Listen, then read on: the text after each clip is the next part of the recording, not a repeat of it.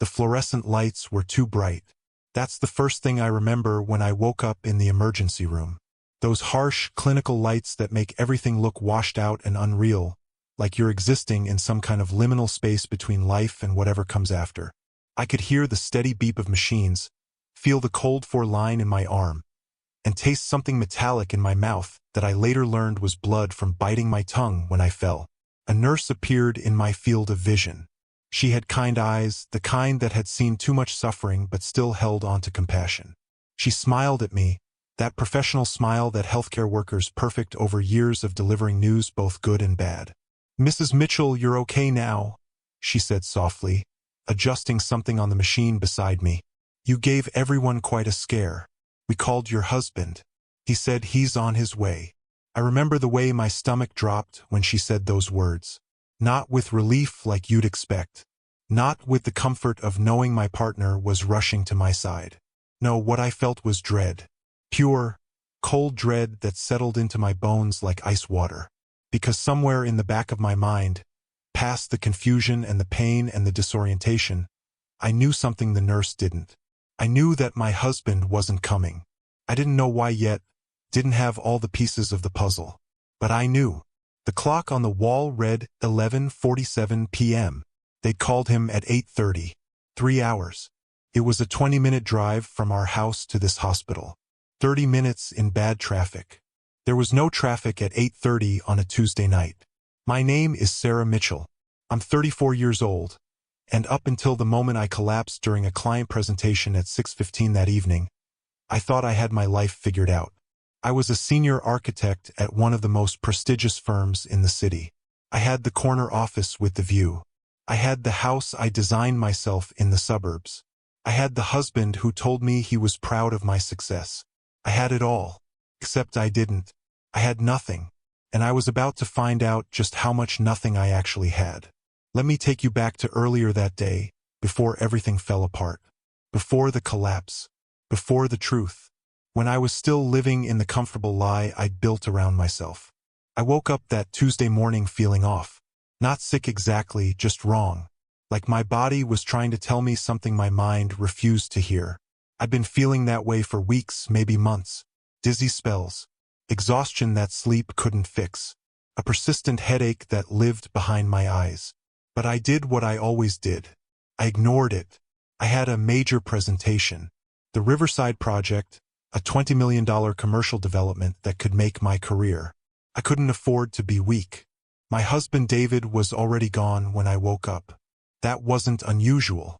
He was a pharmaceutical sales executive, always had early meetings, always rushing off to close some deal.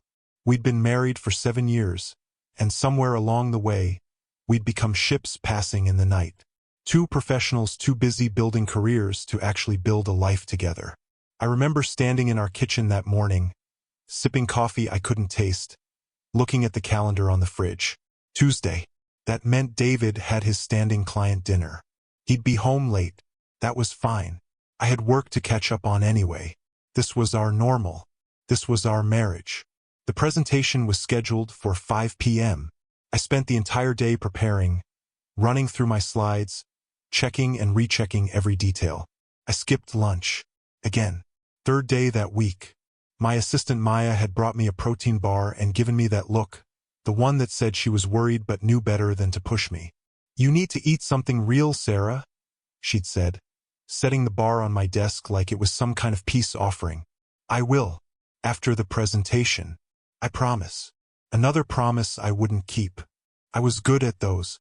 By 5 p.m., I was standing in our main conference room, facing a panel of potential clients and half my firm's partners. The Riverside Project models were displayed on the table. My slides were loaded and ready. I'd practiced this presentation so many times I could do it in my sleep. Except my vision kept blurring at the edges. And my hands were shaking just slightly when I clicked to the first slide. And there was this rushing sound in my ears that I couldn't quite shake. I made it through 15 minutes of the presentation. I remember talking about load-bearing structures and sustainable materials and the way natural light would flow through the atrium I'd designed. I remember the clients nodding, taking notes, looking impressed.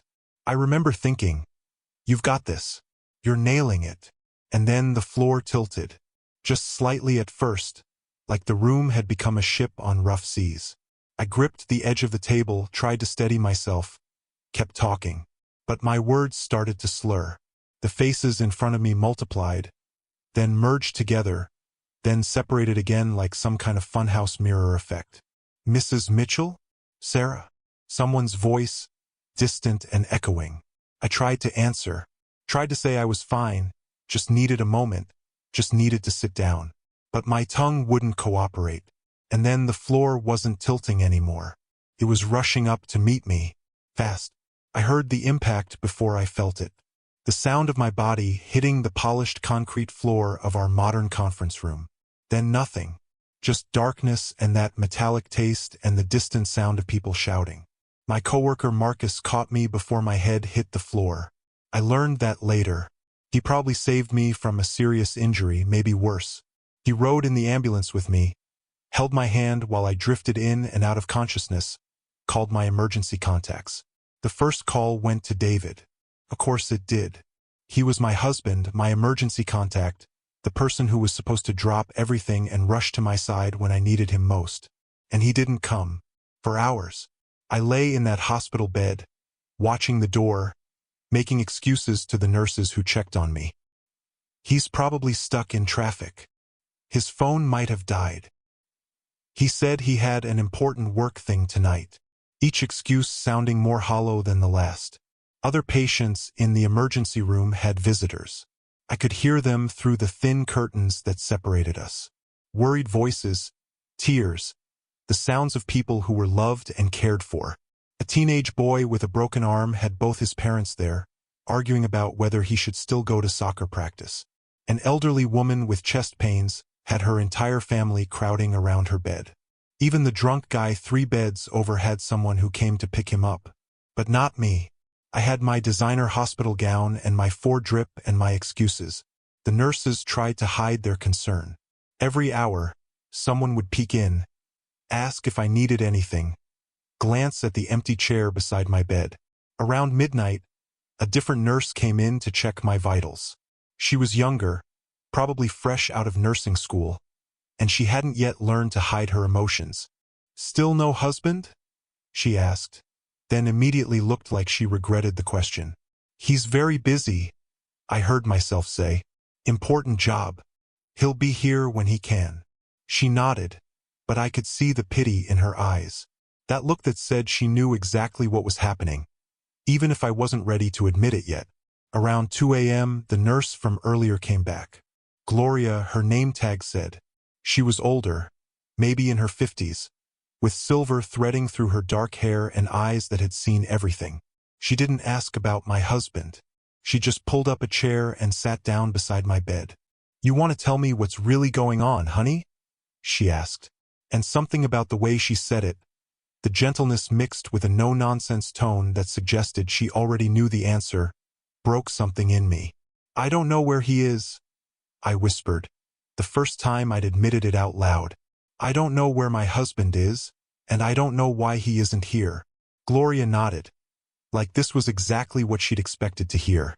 "I've been doing this job for 25 years, she said, "and I've learned that sometimes the emergency that brings someone to the hospital isn't the real emergency. Sometimes the real emergency is what they discover while they're here." She told me about her own marriage. 23 years to a man who looked perfect on paper. Good job, nice house, respected in the community. And the whole time he was living a completely different life. Second family in another city. 2 children he saw on alternating weekends while she thought he was traveling for work. She found out when he had a heart attack and 2 different women showed up at the hospital claiming to be his wife. "I felt like the biggest fool in the world," Gloria said, her voice soft but steady. "All those years, all those signs I'd ignored because I didn't want to see them. The unexplained expenses. The late nights. The way he'd become a stranger sharing my bed. I'm not saying that's what's happening with you," she continued, "but I am saying that when something feels wrong, it usually is. And the question isn't whether something's wrong. The question is, what are you going to do about it?" After she left, I lay there in the dark, listening to the beeps and hums of the hospital, and I made a decision. I wasn't going to make excuses anymore. I wasn't going to pretend everything was fine. I was going to find out the truth, whatever that truth was. I called Maya, my assistant, my right hand, the 26-year-old tech genius who could find anything online and ask no questions when you needed her help. She answered on the first ring, voice thick with sleep but immediately alert. "Sarah, are you okay? I've been so worried. Marcus called me from the hospital, but they wouldn't tell me anything except that you were stable. I need you to do something for me," I said, "and I need you to not ask questions about why. Anything. I need you to track David's phone. Can you do that?"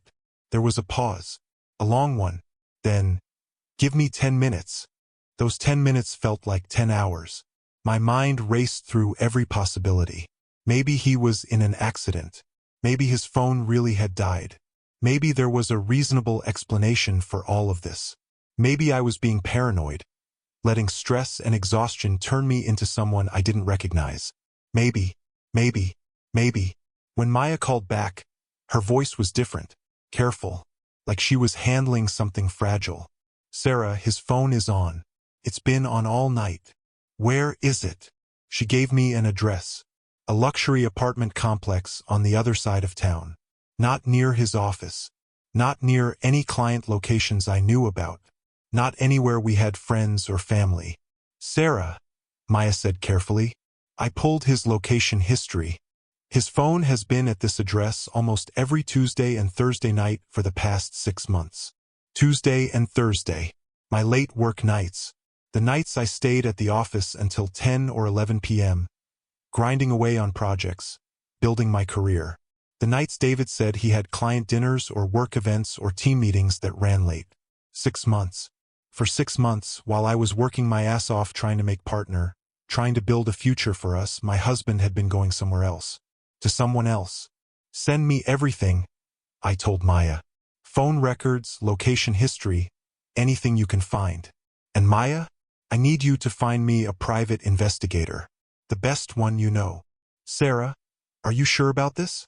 Maybe there's an explanation. Then I'll find out what it is. Send me everything." I checked myself out of the hospital against medical advice. The doctor protested. My iron levels were critically low. I'd had what they called a syncopal episode. Basically, my body had shut down from stress and malnutrition. I needed to be monitored. I needed rest. I needed to take better care of myself. "Mrs. Mitchell, you collapsed because your body is in crisis," the young resident said, looking genuinely worried. "Your blood work shows severe vitamin deficiencies, anemia, and stress hormones at dangerous levels. You need to stay here for observation, at least for the rest of the night." "I'll follow up with my regular doctor," I said, signing the discharge papers against medical advice. I promise. Another promise I probably wouldn't keep. But what I needed more than medical care was the truth. I needed to understand what was happening to my life while I'd been too busy working to notice. Gloria tried to stop me at the nurse's station. She put a hand on my arm and looked at me with those eyes that had seen too much. "Whatever you're about to do," she said, "make sure you're strong enough for what you're going to find." I wasn't strong. Not physically. I could barely walk to my car without feeling dizzy.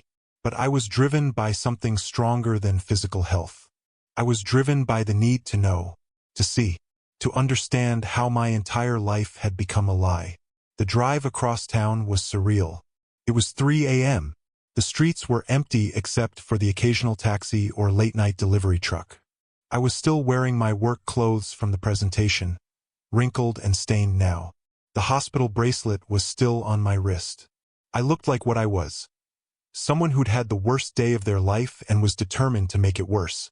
The apartment building was exactly the kind of place David always said was wasteful.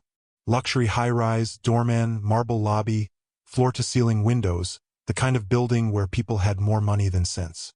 Ironic, considering he'd apparently been paying for an apartment here for 6 months. I parked across the street and just sat there for a while, staring up at the building. The lights were on in some of the windows. I wondered which one was his. Which one contained the life he'd been building without me. Part of me wanted to storm in there, find him, confront him, Make him explain. Make him hurt the way I was hurting. But the smarter part of me, the part that had built a successful career by being strategic and methodical, knew that wasn't the way. If I was going to do this, I needed to do it right. I needed evidence. Documentation. I needed to be prepared for whatever was coming next. So instead of going in, I called my lawyer. At 3 a.m. Robert Chen, the attorney who'd handled my contract negotiations and business deals, left a voicemail on his emergency line explaining that I needed to discuss divorce proceedings and asset protection as soon as possible. Then I called the private investigator Maya had found, Catherine Rhodes, former FBI agent, now specialized in matrimonial cases. She answered on the second ring, voice crisp and alert despite the hour. "This is Catherine. My name is Sarah Mitchell. I need to hire you. Today. Right now. Tell me what's going on." So I did. I told her everything. The collapse. The hospital. The missing husband. The address I was currently staring at. The 6 months of Tuesday and Thursday nights. And she listened without interrupting, without judgment, just taking it all in like the professional she was. "Okay," she said when I finished. "First thing, go home. Don't confront him yet. Don't let him know you know anything. Can you do that?" "I don't know." "Sarah, listen to me. If you want to protect yourself, if you want to make sure he can't hide assets or spin the story his way, you need to be smart about this. Emotion is the enemy right now. The moment he knows you're onto him, he'll start covering his tracks. Can you be smart about this?" I thought about it. About 7 years of marriage. About the house I'd designed. About the life I'd built.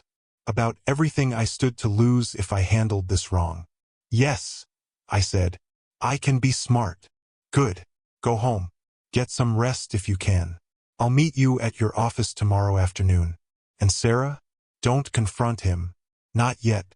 Promise me." I promised.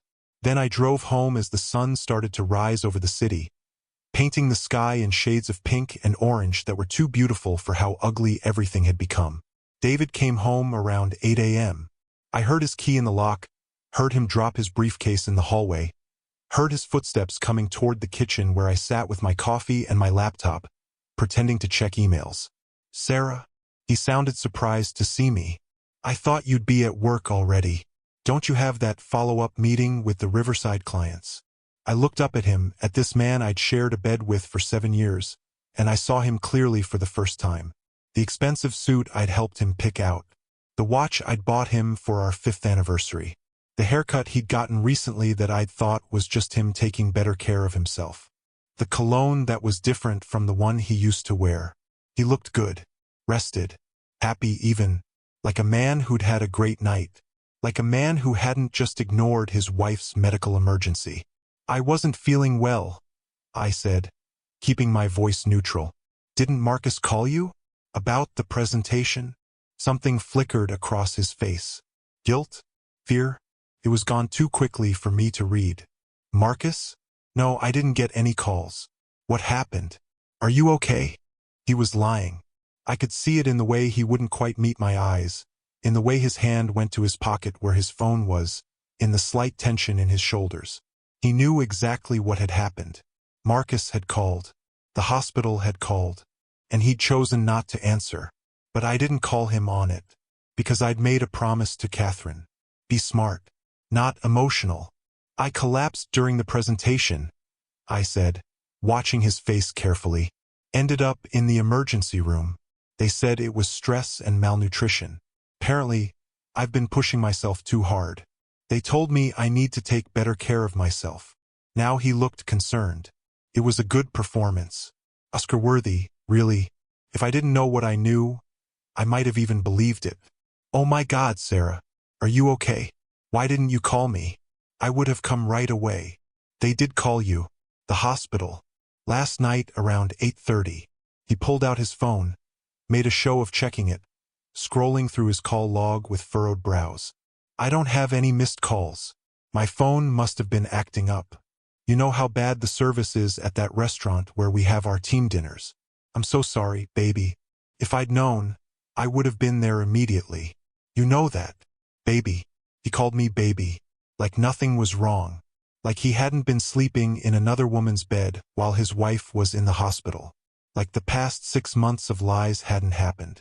"I'm fine," I said. "Just tired." He came over, kissed the top of my head. His lips felt cold against my skin. I had to force myself not to flinch, not to pull away, not to scream at him about everything I knew. "Why don't you take the day off? Rest. I can work from home, take care of you, make you some soup or something." "That's okay. I have too much work to catch up on." I stood up, grabbed my laptop and my bag. That presentation was a disaster. I need to do damage control with the clients. "Sarah, you just got out of the hospital. You need to rest." "I'm fine, David. Really. I can't afford to show weakness right now, not with partnership decisions coming up." He sighed, that long-suffering sigh he'd perfected over the years. The one that said I was being unreasonable, that I was prioritizing work over everything else, that I was the problem in our marriage. "This is what I'm talking about," he said. "You work yourself into the ground. You end up in the hospital. And the first thing you want to do is go back to work. When are you going to learn that there's more to life than your career?" I looked at him standing there in our kitchen, self-righteous and concerned, and I wanted to laugh. This man who'd been living a double life for 6 months was lecturing me about priorities. "You're right," I said, because it was easier than arguing. "I'll try to leave early today. Get some rest." "That's my girl," he said, and kissed me again before heading upstairs to change. I left before he came back down. Drove to my office with my hands shaking on the wheel, fighting the urge to scream or cry or drive back there and throw his lies in his face. "Be smart," Catherine had said. "Not emotional." So I was smart. I met Catherine at my office that afternoon. She was exactly what I expected. 50s, no nonsense, dressed in a simple pantsuit that said she had nothing to prove. She had sharp eyes that missed nothing and a handshake that was firm and confident. She sat across from my desk and pulled out a tablet, already loaded with preliminary information. "I've already started background research," she said. "The apartment is leased under the name Jenna Hartwell, 28 years old. Works at your husband's company as a sales representative. She's been there for 2 years. 2 years. The same amount of time David had been acting different, distant, distracted. The same amount of time he'd started having so many late meetings and client dinners. The same amount of time our marriage had started feeling like a business arrangement rather than a partnership. "I need to know everything," I told Catherine. "How long it's been going on. How serious it is. Whether this is the first time. What his financial situation is. What his plans are. Everything." She nodded. "That's going to require some aggressive investigation. Monitoring his communications, tracking his movements, financial forensics, background checks. It's not cheap. We're talking somewhere in the range of $30,000 to $50,000, depending on how deep you want to go. I don't care about the cost. I care about the truth. Most people say that. Then they get the truth and wish they hadn't asked. Once you open this door, Sarah, you can't close it again. Whatever we find, you're going to have to live with it. Are you prepared for that?" I looked at her, this woman who'd probably seen hundreds of marriages fall apart, who'd documented countless betrayals and destroyed countless illusions. I thought about David's kiss this morning, the concern in his voice that was so perfectly performed, the way he'd looked me in the eyes and lied about not getting the hospital's calls. "I'm sure," I said, "because living with the lie is worse than living with the truth." What Catherine's team found over the next 2 weeks made my collapse seem minor in comparison, because the truth was so much worse than I'd imagined. The affair had been going on for 2 years, since Jenna started at David's company. He'd pursued her aggressively from day one, positioned himself as her mentor, promised her career advancement in exchange for her attention. She was young, ambitious, new to the city, impressed by his position and his apparent success. She probably never had a chance against his practiced charm. But here's the thing that made it so much worse. Jenna didn't know David was married.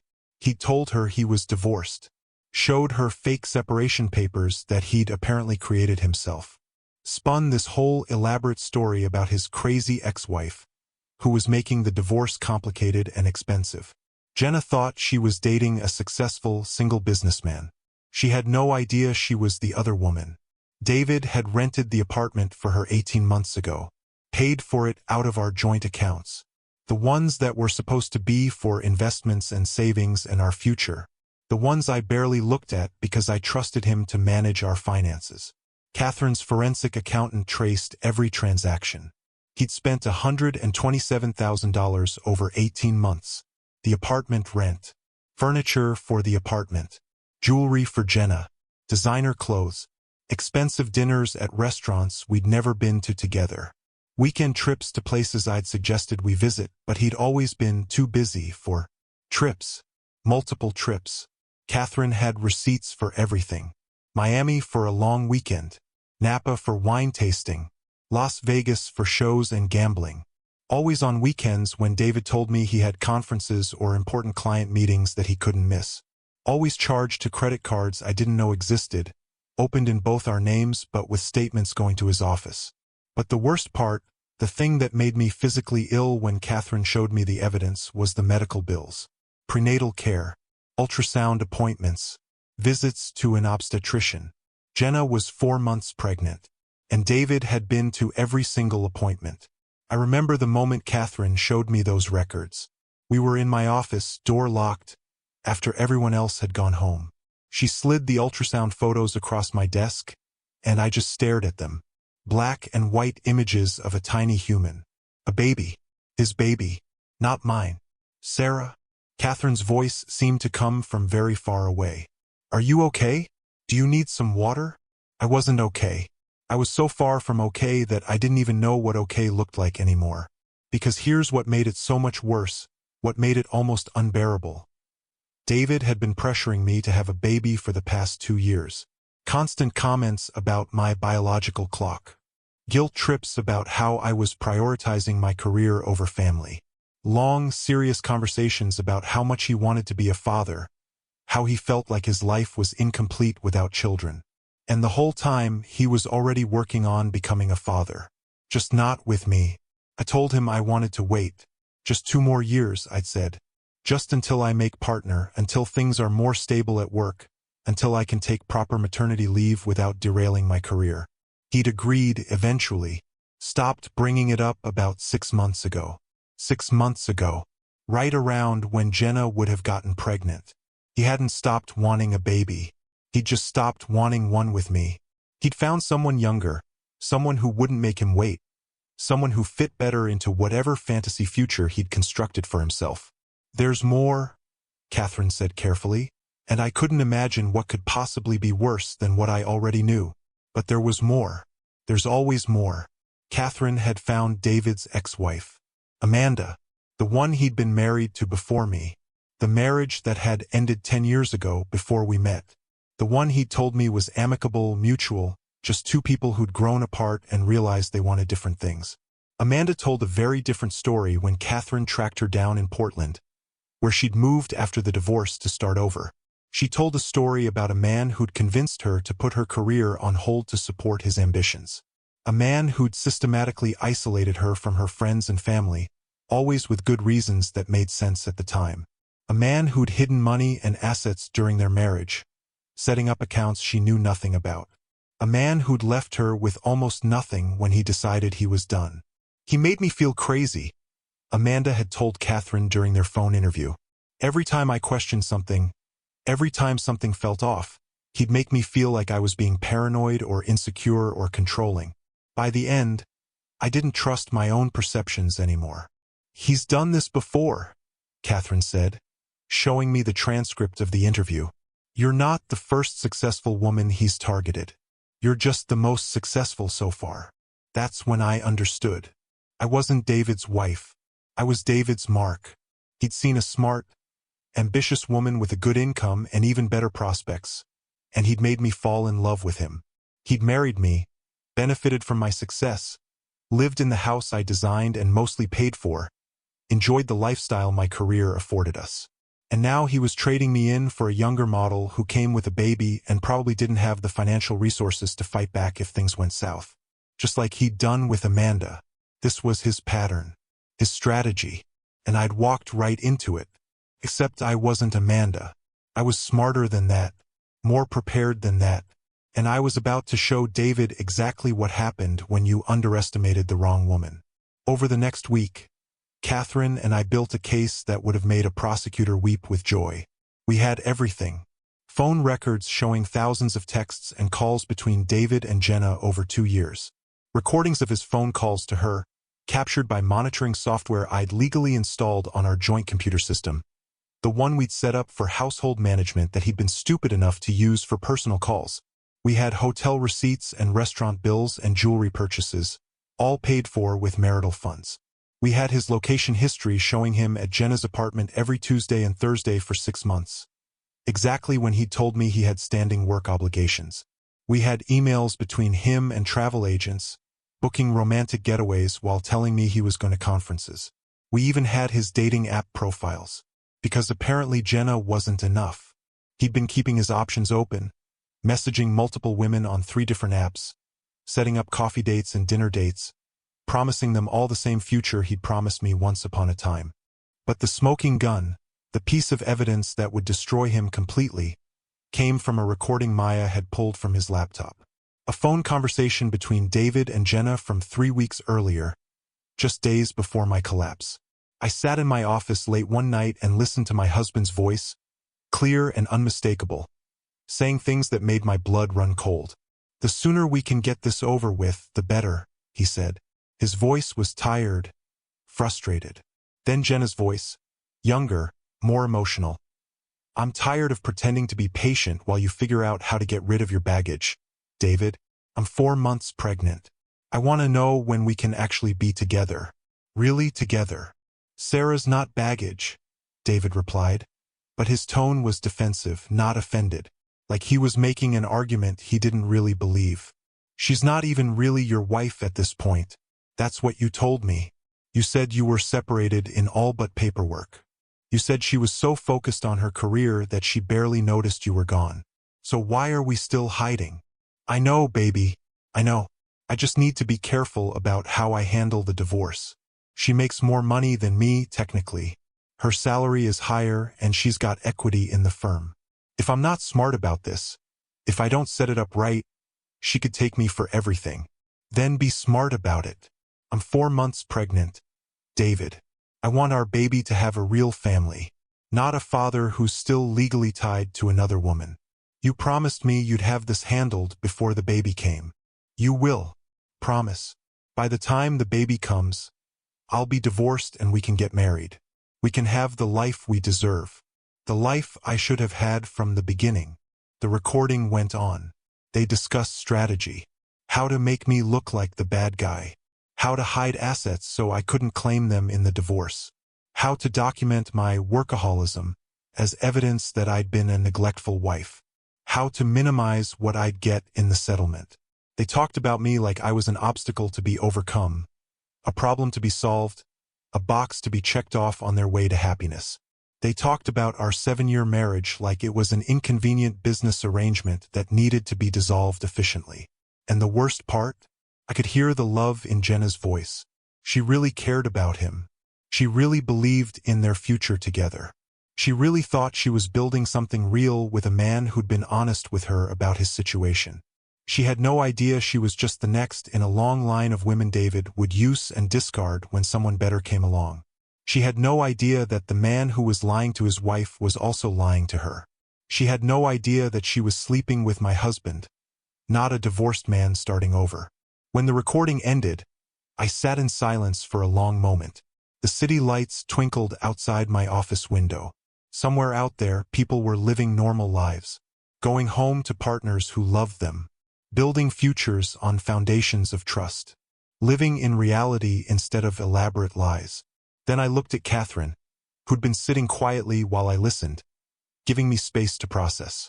"I want to talk to Jenna," I said. Catherine raised an eyebrow.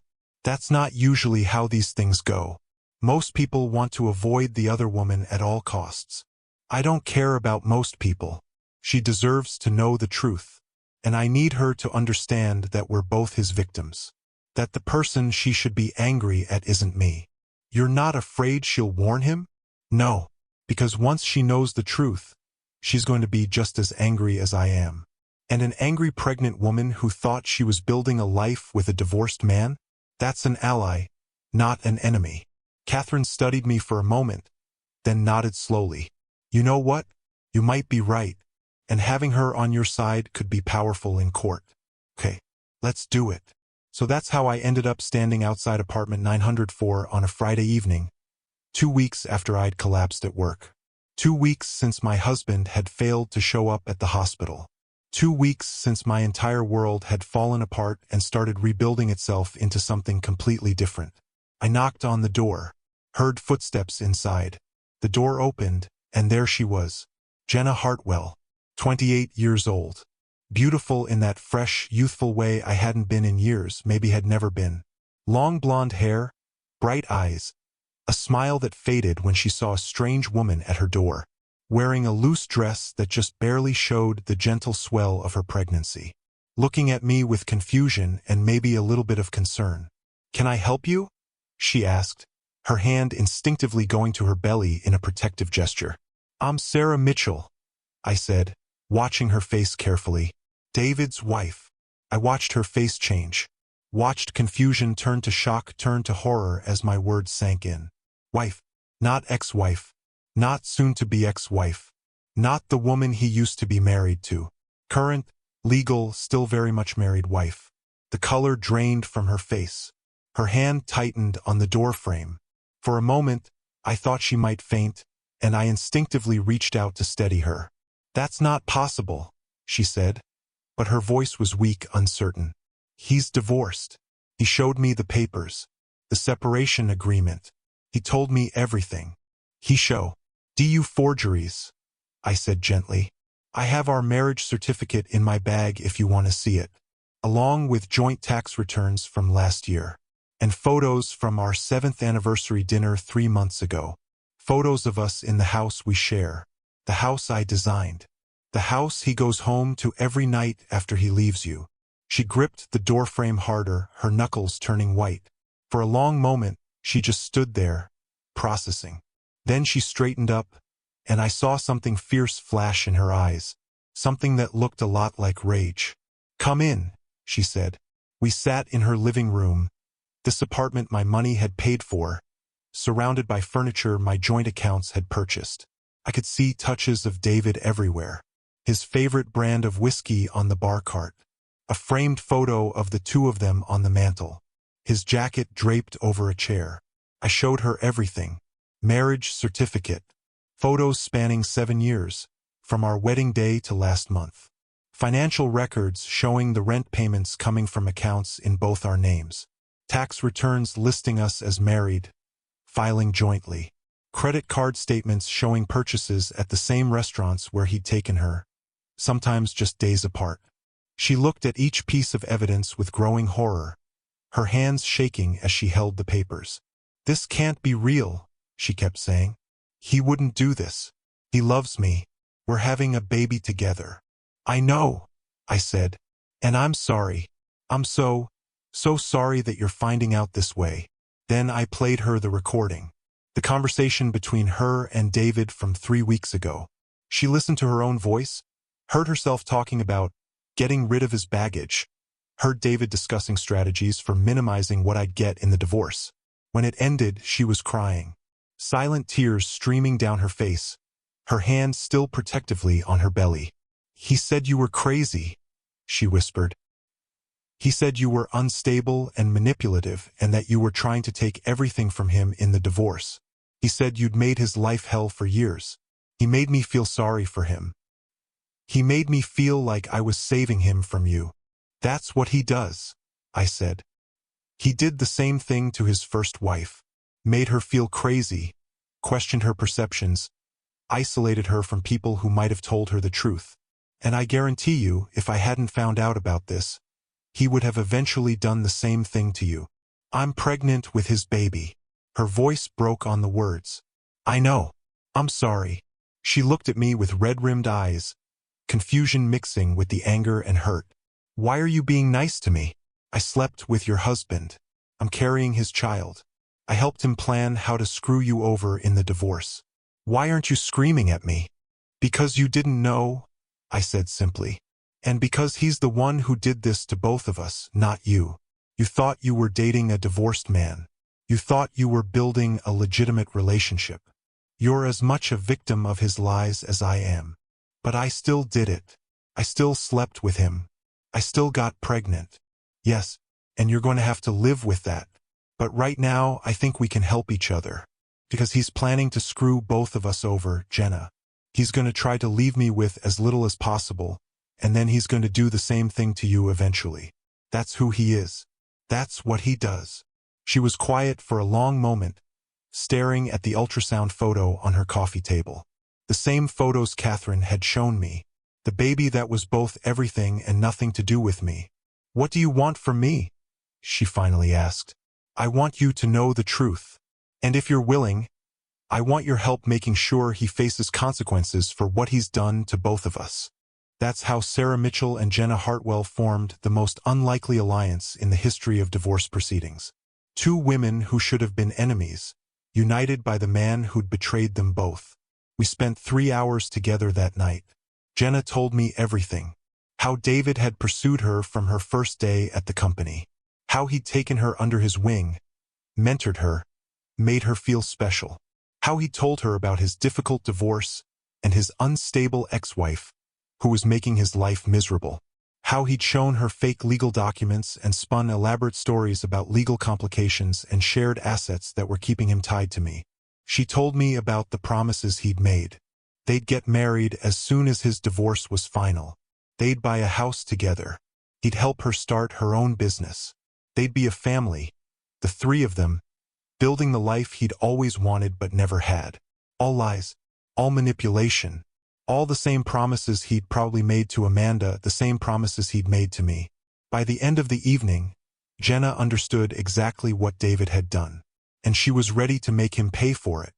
We coordinated everything over the next week. Jenna filed an ethics complaint with David's company, documenting their relationship and the way he'd used his position to pursue her. She provided emails, text messages, evidence of the power dynamic he'd exploited. I filed for divorce with a petition that included every piece of evidence Catherine had gathered. The hidden credit cards, the secret apartment, the financial fraud, the systematic deception. All of it documented and notarized and ready for court. We timed it perfectly so he'd be blindsided from every direction at once. Ethics investigation at work. Divorce papers at home. No time to prepare his defenses or hide more assets or spin his version of the story. The divorce papers were served on a Friday evening. David came home to find me waiting for him in our living room, along with a process server and Catherine. The look on his face when he realized what was happening would have been comical if it wasn't so devastating. He tried everything. First, he denied the affair entirely. This is insane, Sarah. I don't know what you think you know, but you're wrong. So I played him one of the recordings. His own voice, clear and unmistakable, talking to Jenna about their future together. Talking about me like I was an obstacle to overcome. He went pale, then tried to minimize it. Okay, yes, I made a mistake, but it's not what you think. It was just a stupid affair. It didn't mean anything. We can work through this. We can go to counseling. She's pregnant, David. For months pregnant. You've been to every ultrasound. That stopped him cold. He opened his mouth, closed it, opened it again. No words came out. Then he got angry. It was like watching a switch flip. Suddenly, I was the villain. I was invading his privacy by monitoring his computer. I was being vindictive and cruel. I was destroying his life over one mistake. How dare I humiliate him like this? Didn't I understand what this would do to his career, his reputation? You did this to yourself, I said, my voice steady despite the rage burning in my chest. Every choice that led to this moment was yours. You chose to have an affair. You chose to lie for 2 years. You chose to steal from our marriage to fund your other life. You chose to get another woman pregnant while pressuring me to wait. All of this is on you. You were never here, he shouted. You were always working, always putting your career first. What was I supposed to do? I'm a man with needs, Sarah. I needed a partner, not a roommate who happened to share my last name. So you decided to find that partner while staying married to me and stealing my money to pay for it. That was your solution. He had no answer for that. The process server handed him the papers. Divorce petition. Restraining order prohibiting him from accessing or moving any marital assets. Subpoena for all financial records. Copy of the ethics complaint filed with his company. His hands shook as he read through the documents. I watched him realize exactly how much trouble he was in, how much evidence I had, how thoroughly I documented his betrayal. "Sarah, please," he said, and now he was begging.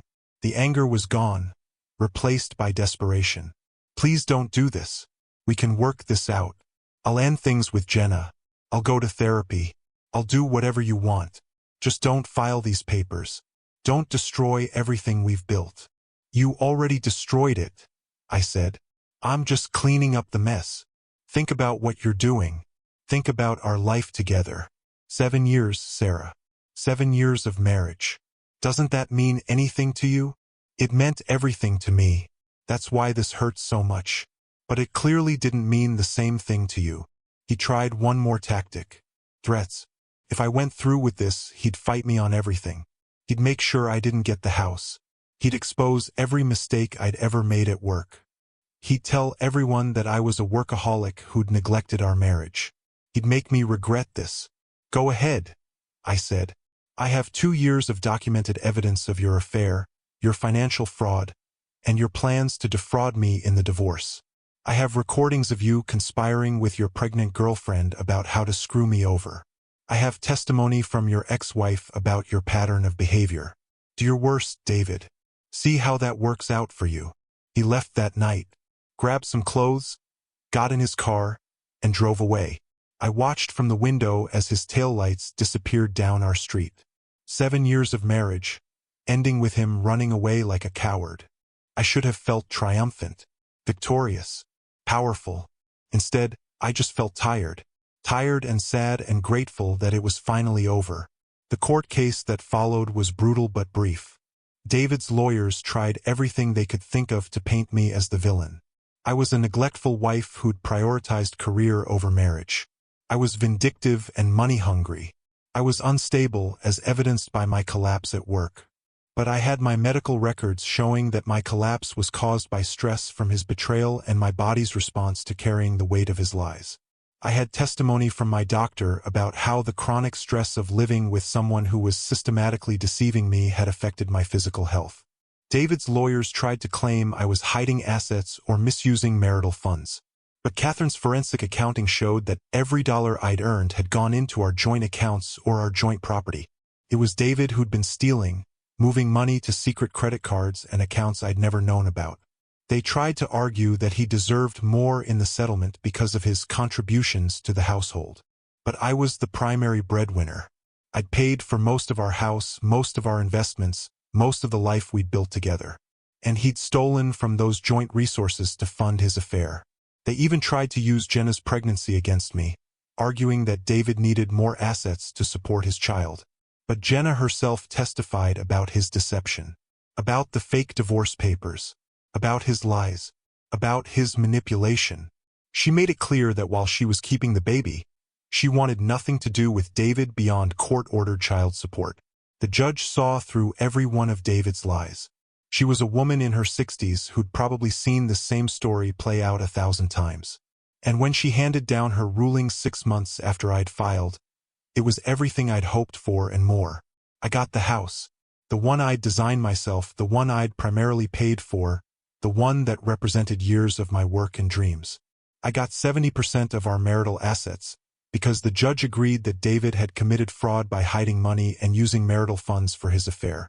I got alimony for 5 years, not that I needed it, but it felt good knowing he'd be writing me checks every month. A constant reminder of what his choices had cost him. David's life fell apart in spectacular fashion. He was fired from his pharmaceutical company for ethical violations and using company time and resources to conduct his affair. His reputation in the industry was destroyed. Word spread fast in professional circles about what he'd done. The younger women he'd been messaging online wanted nothing to do with him once they found out he was a married man who'd gotten his girlfriend pregnant while lying to everyone in his life. He had to move out of the luxury apartment he'd been renting and into a small studio. Had to sell his expensive car and buy something used. Had to live the kind of modest, constrained life he'd always looked down on. And on top of everything else, he had child support payments to Jenna, who wanted nothing from him except financial responsibility for their daughter. Jenna had the baby 7 months after our confrontation. A little girl she named Emma. She sent me a photo which surprised me. I looked at that tiny face and felt a complicated mix of emotions. This child was my ex-husband's daughter. Part of the betrayal that had destroyed my marriage. But she was also innocent in all of this. An innocent life brought into a mess she'd had no part in creating. I sent Jenna a gift. Baby clothes and a card wishing her well. We weren't friends, would probably never be close. But we had a bond forged in shared trauma and survival. We'd helped each other escape from a man who would have destroyed us both given the chance. As for me, healing took time. Longer than I expected. I got treatment for my anemia and my vitamin deficiencies. Started eating regular meals. Got 8 hours of sleep most nights. My body slowly recovered from the crisis it had been in. The emotional healing took longer. I went to therapy twice a week for 6 months, working through the betrayal and the trauma and the loss. Working through my own role in ignoring the signs. Working through my tendency to sacrifice everything for work because I didn't know how else to prove my worth. I learned to set boundaries. At work, I started leaving at reasonable hours. Started saying no to projects that would require me to sacrifice my health and well-being. Started delegating more and trusting my team. I made partner at my firm, but on my own terms. I proved I could be excellent at my job without destroying myself in the process. I started mentoring young women architects, particularly those who were navigating the impossible balance between career and personal life. I shared my story, carefully anonymized, as a cautionary tale about the cost of ignoring your own needs. I even did some pro bono work designing a women's shelter. It felt fitting somehow, using my skills to create a safe space for women escaping from dangerous situations.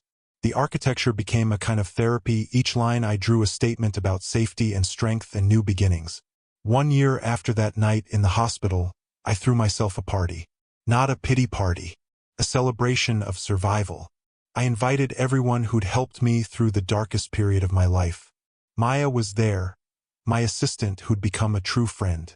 Catherine, the investigator who'd helped me uncover the truth. Robert, my lawyer who'd fought for me in court.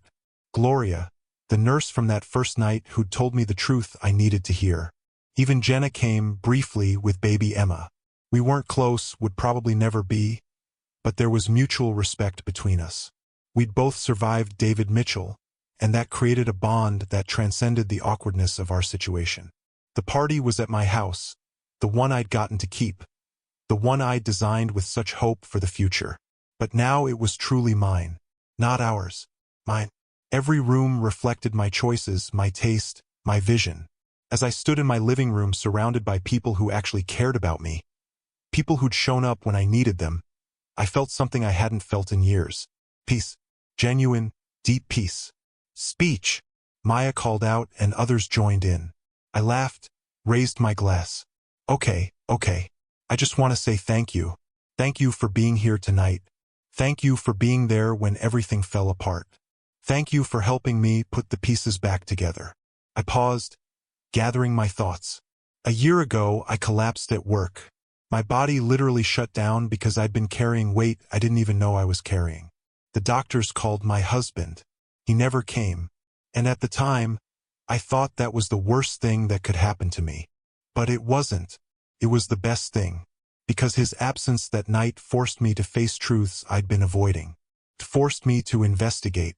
It forced me to see my life clearly for the first time in years. I spent 7 years building a life with someone who was dismantling it behind my back. But now I'm building something that's truly mine. Something solid. Something real. Something that can't be taken away because it's built on truth instead of lies. I looked around at the faces watching me. Friends I'd neglected during my marriage, who'd still shown up when I needed them. New friends I'd made through this process. People who saw me, really saw me, and valued me for who I was. So here's to new beginnings, I said, raising my glass higher. Here's to truth. Here's to survival. And here's to never again settling for less than we deserve. To new beginnings, they echoed, glasses clinking, voices mixing with laughter. Later that night, after everyone had left, I stood in my kitchen washing glasses and thought about how much had changed. A year ago, I'd been lying in a hospital bed, making excuses for a husband who didn't come. Tonight, I'd celebrated my survival with people who'd actually shown up. The journey from there to here hadn't been easy. There were nights I'd cried myself to sleep, days I'd questioned every decision I'd ever made, moments I'd wondered if I'd ever feel whole again. But I'd made it. I'd survived. More than that, I'd thrived. I ran into David one more time, about 18 months after the divorce was finalized. It was at a professional conference I almost didn't attend. I was in the hotel lobby, getting coffee before a presentation, when I saw him. He looked diminished somehow, smaller than I remembered. He was wearing a suit that was nice but not expensive. His hair was graying at the temples. The confidence that had once defined him was gone, replaced by something that looked like defeat. Our eyes met across the lobby. For a moment, neither of us moved. Then he walked over slowly, like he wasn't sure if he was welcome. "Sarah," he said, "you look good. Happy." "I am," I told him, and it was true. "I hope you're well." He laughed, but there was no humor in it. "I'm managing. Consulting work, mostly. Nothing like what I had before, but it pays the bills." "I'm sorry to hear that." "Are you?" I thought about it. "Actually, yes. I don't wish you harm, David. I just wish you'd been honest from the beginning. Think about how much pain could have been avoided if you'd just told the truth." He was quiet for a moment. "I've thought about that a lot. About all the choices I made. About what I threw away." "You threw away a lot," I agreed. "But I gained something. I gained myself back. I gained clarity. I gained freedom from a relationship that was slowly killing me.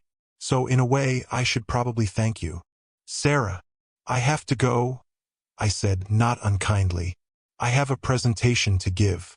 Take care of yourself, David." I walked away without looking back. And as I did, I realized something profound. I felt nothing. No anger. No pain. No lingering resentment. Just indifference. He was a chapter of my life that was closed. A lesson learned. A story I could tell about survival and strength. That night, in my hotel room after my presentation, I reflected on everything that had happened. The collapse. The hospital. The investigation. The divorce. The rebuilding. I thought about all the signs I'd missed or ignored. The way David had slowly isolated me from friends who'd questioned our dynamic. The way he'd made me doubt my own perceptions when something felt off. The financial secrecy I'd accepted because I trusted him. The schedule changes I'd accommodated without question.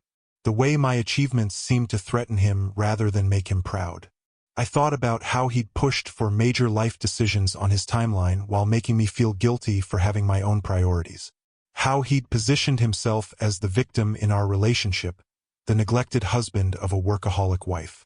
How he'd used my ambition as an excuse for his betrayal, as if my career success somehow justified his lies. But I also thought about my own strength. The strength I didn't know I had until I needed it. The way I'd refused to accept easy answers when something felt wrong in my gut. The methodical way I'd built a case instead of reacting emotionally.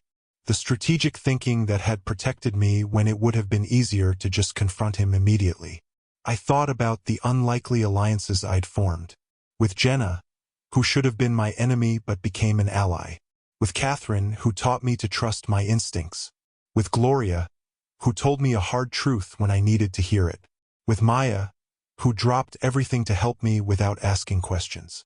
And I thought about what I'd learned about myself. That I was stronger than I'd believed. That I could survive devastating betrayal and come out better on the other side.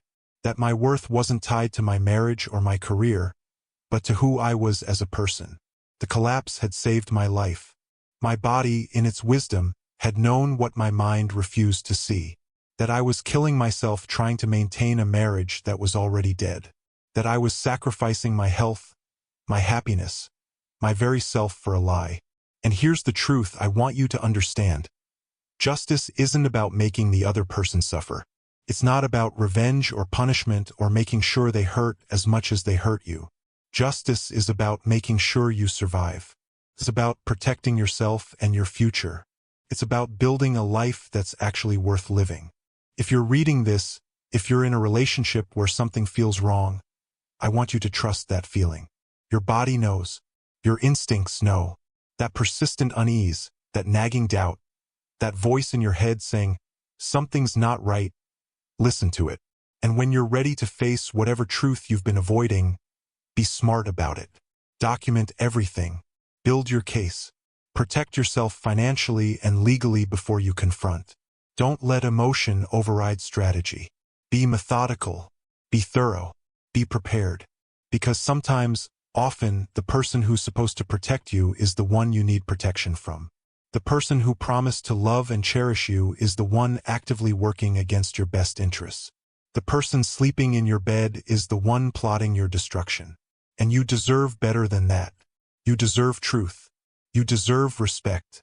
You deserve a partner who shows up for you, especially in your darkest moments. The doctors called my husband the night I collapsed. He never came to that hospital. Instead, I found myself. I found my strength, my courage, my determination to never again accept less than I deserved. I found people who actually cared about me, not just what I could do for them. I found a life worth living, built on truth instead of lies. And that was the greatest gift he never meant to give me. His absence that night in the hospital set me free. His betrayal gave me clarity. His lies showed me the truth about who he really was. And ultimately, his destruction of our marriage gave me the opportunity to build something real. Something that was truly mine. Something that couldn't be taken away. Something worth fighting for. Today, I'm thriving. I'm healthy, physically and emotionally. I'm successful on my own terms. I'm surrounded by people who genuinely care about me. I'm living a life that's authentic and true. And if you're in that hospital bed right now, metaphorically or literally, waiting for someone who isn't coming, I want you to know something. Their absence is a message. Listen to it. Act on it. Save yourself. Because you're worth saving. And the life waiting for you on the other side of the truth is better than any lie, no matter how comfortable that lie might seem. Trust yourself. Document everything. Be strategic. Protect yourself. And survive. That's not just advice. It's a promise. If I could do it, you can too. The collapse was the beginning, not the end. And everything that came after, as painful as it was, led me to exactly where I needed to be. Free.